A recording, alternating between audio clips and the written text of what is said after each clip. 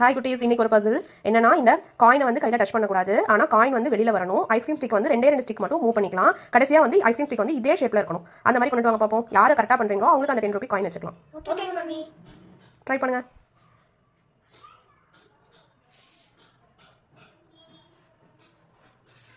இது 3 stick move பண்ணுறேன். நீ முடிக்கும் போது அதே ஷேப்பில் தான் இருக்கணும்னு சொன்னேன்.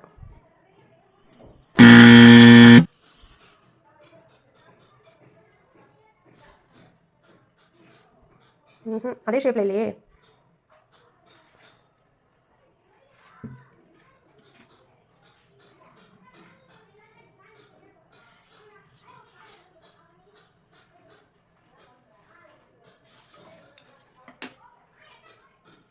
மூணு ஸ்டிக் மூவ் பண்ணியிருக்கேன்.